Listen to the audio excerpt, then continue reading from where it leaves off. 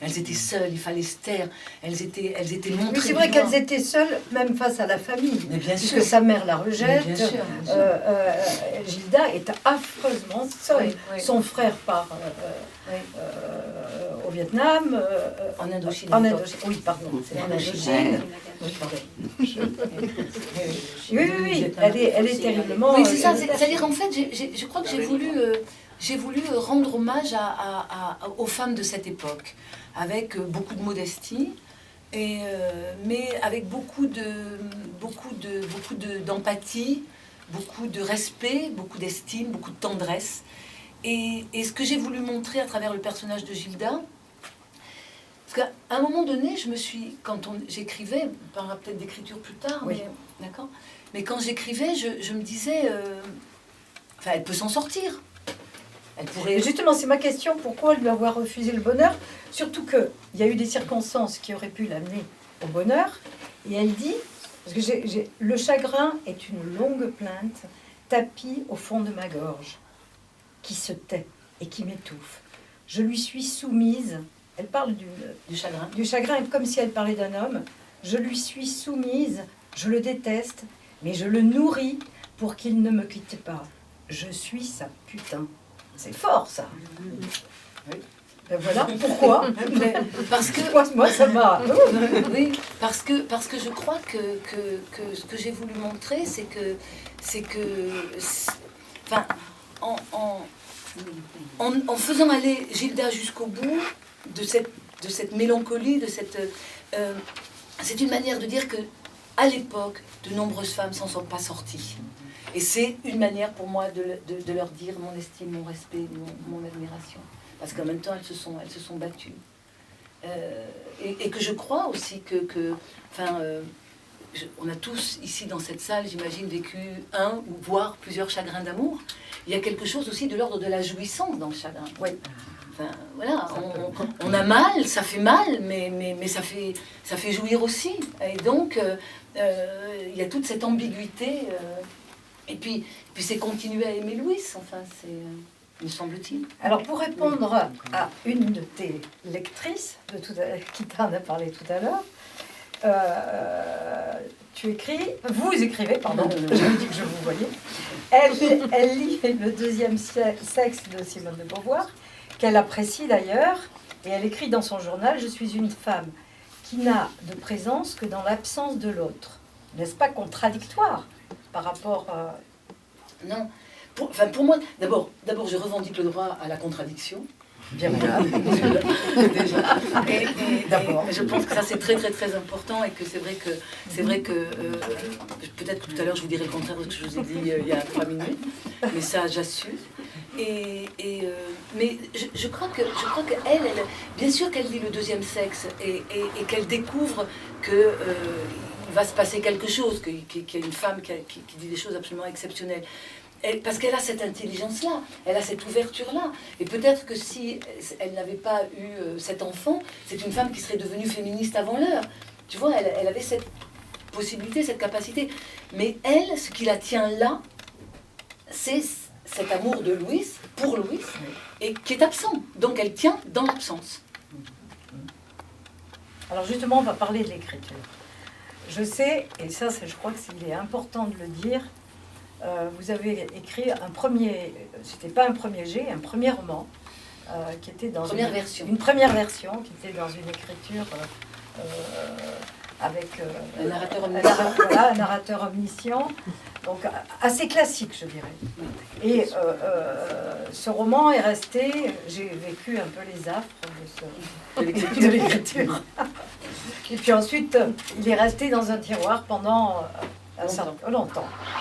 Et vous avez repris l'écriture, et ça, je trouve ça extrêmement courageux pour l'écrire sous cette forme actuelle, la forme du fragment. Alors déjà, pourquoi comment arrive-t-on à évoluer comme ça? Est-ce qui a conseillé, ou est-ce que ça a été intuitif? Est-ce que ça a été tout d'un coup une révélation? En fait, effectivement, quand j'ai commencé à écrire cette histoire, je disais tout à l'heure, j'ai déroulé le fil. Donc, effectivement, j'ai écrit 270 pages. Mais je racontais tout, la forme de la chaise, la couleur de la moquette, le ray de lumière qui entrait. Voilà. J'ai tout lu, comme vous avez dit. Voilà, comme elle a tout lu, effectivement, voilà, vous savez que je ne mens pas. Et quand bien même, je revendique aussi le droit au mensonge.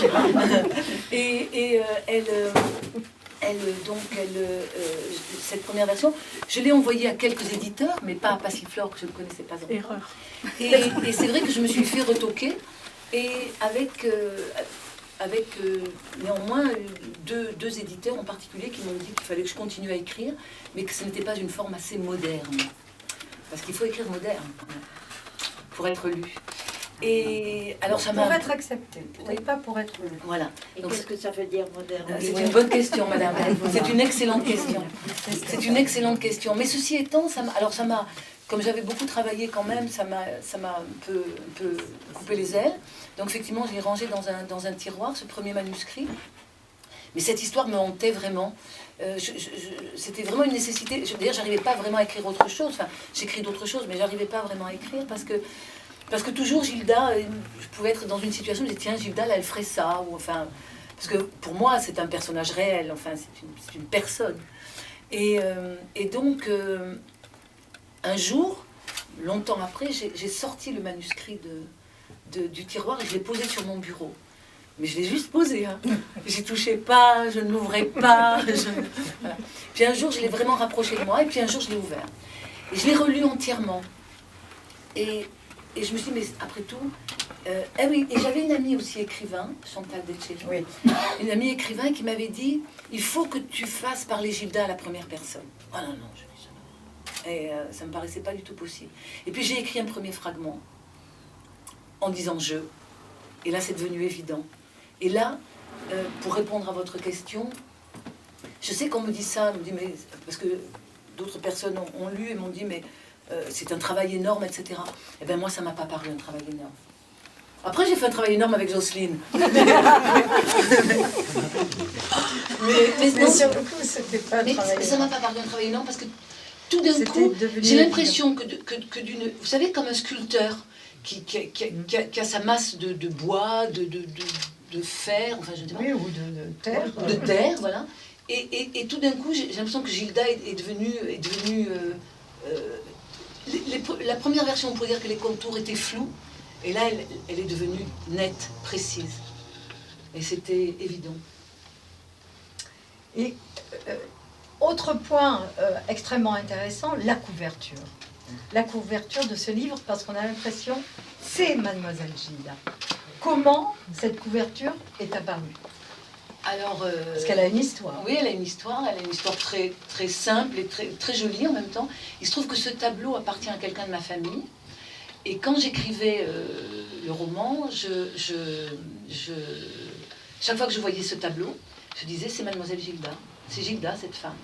Et quand il a été question de la couverture, j'ai rencontré Florence et Patricia un après-midi. Et le lendemain, elles m'ont demandé, elles m'ont dit, si vous avez une idée pour la couverture, hein, vraiment, donnez-nous vos idées. Enfin, etc. Et le lendemain, elles avaient la couverture sur mon bureau. Mais ça nous a paru tellement évident. Enfin, on n'a même pas cherché, autre chose. Alors, ce qui s'est passé, je vais quand même vous raconter quelque chose d'un peu intime, parce que j'y tiens beaucoup. Alors, peut-être je vais être un peu émue, je vous prie de m'excuser, mais c'est une manière pour moi de lui rendre hommage. Il se trouve que il y a quelqu'un de très important pour ce livre, c'est une de mes amies, à qui j'ai envoyé la deuxième version. Et, parce que c'est une amie qui est malade, et je lui ai envoyé la deuxième version, et elle n'a jamais lu la première, et elle me répondait pas. Bon, vous imaginez ce parfois on passe dans ces cas-là. Et puis un jour, j'ai reçu un mail absolument sublime, me disant que elle avait commencé à lire comme le livre d'une copine et puis qu'elle avait complètement oublié que c'est la Calas qui chante Norma, c'est mon téléphone. Je vous prie de m'excuser. Heureusement que ça ne fait pas bip bip bip. Et donc, Et donc elle m'a envoyé un message absolument magnifique en me disant qu'elle avait donc oublié que c'était moi qui l'avais écrit au profit de la lecture et qu'elle avait trouvé le texte très beau et qu'il fallait absolument que je publie. Enfin, et vraiment, c'est elle qui m'a donné... J'ai su ce jour-là que j'allais l'envoyer à des éditeurs. Et il se trouve que cette amie écrivait aussi, et elle avait écrit un livre très particulier, elle était en train d'écrire un livre très particulier, sur sa propriété, elle avait une propriété viticole, et ce livre va être publié aussi. Et on disait, 2014, tu te rends compte, c'est merveilleux, c'est notre année, on est publié toutes les deux, là, et cette amie est décédée. Et voilà, donc elle me manque beaucoup. Mais voilà, je suis contente de l'évoquer devant vous parce qu'elle n'est pas pour rien dans ce livre. Voilà. Et revenons à la couverture. Revenons à la couverture. Mais c'est une conjonction de... Voilà. Et alors, ce qui s'est passé, c'est qu'un jour, j'ai appelé Florence et Patricia et je leur dis mais il faudrait qu'on ait l'autorisation du peintre parce qu'il est vivant et... Ah non, me dit Florence. J'ai écouté Florence, je crois que... Alors, comme on ne voulait pas courir de risque, alors moi je me suis dit, bon, il va demander à lire le manuscrit, il va nous envoyer ses avocats, voilà. Et comme on avait un timing un peu serré, et je m'étais dit, comme cette amie que je viens d'évoquer, qui s'appelle Christine Parien de Valette, était peintre aussi, et je m'étais dit, si on n'a pas l'autorisation de Jean Pès, on mettra un tableau de Christine qui m'a offert un nu très beau. Voilà, Jean Pès a accepté. Donc, et ce peintre nous a envoyé un petit mot absolument merveilleux, disant qu'il était très honoré, et moi donc, et a accepté bien sûr que son tableau soit en couverture de ce livre. Donc, je suis très heureuse. Je crois que c'est vraiment Gilda. C'est vraiment Gilda. Voilà. Et peut-être ce que je voudrais ajouter à propos de l'écriture, c'est qu'en fait, quand j'écris, je lis énormément à haute voix mes textes. Et je ne l'abandonne